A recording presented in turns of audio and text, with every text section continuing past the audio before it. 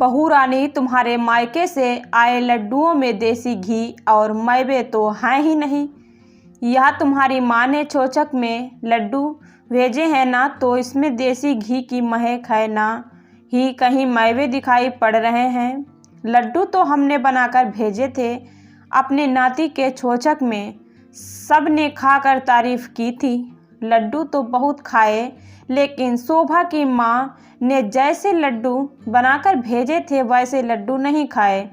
हमारे यहाँ तो यह लड्डू कोई छुएगा भी नहीं।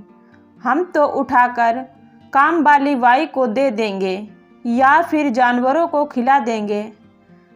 दमयंती जी अपनी बहू नंदिनी के मायके से आए मेथी गोंद के लड्डू को हाथ में उछालते हुए बोली। नंदिनी उस समय जापे में थी। जब तक मायके से कुछ नहीं आया था तब तक सासू माँ उसे रोज ही सुनाती थी कि बेटी हो गई है, इसीलिए मायके वालों को सांप सूंघ गया। जरा सा बेटी के खाने के लिए हरीरा, सौंठ और मेवे का हलवा भी नहीं बनाकर माँ ने नहीं भेजा। इतनी बेटियाँ थी, ब्याह कर दिया, छुटकारा मिल गया। आज माँ ने भाई के हाथ लड्डू और हरीरा बनाकर भेजा है तो माँ जी उसमें भी हजार नुक्स निकाल कर सुना रही हैं। अपने बनाए लड्डुओं के गुणगान कर रही हैं, जिनकी मैंने शक्ल नहीं देखी।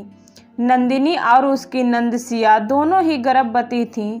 दोनों के आगे पीछे बच्चे हुए। उसकी ननद के बेटा और नंदिनी के बेटी के जन्म लिया। सासू माँ ने सिया के लिए देसी घी में तल खूब सारे काजू, बादाम, किशमिश, चिरौंजी, गोंद, मेथी, सौंठ डालकर बड़े बड़े लड्डू बनाए और सारे उठाकर सिया के ससुराल भेज दिए।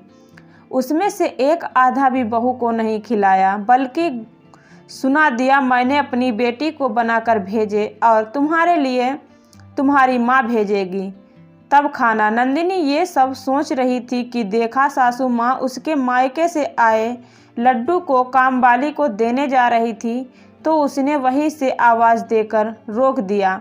माँ जी, आपने मुझे एक भी लड्डू खाने को नहीं दिया और आप ऐसे कैसे मेरे मायके से आई चीज़ कामवाली को दे सकती हैं?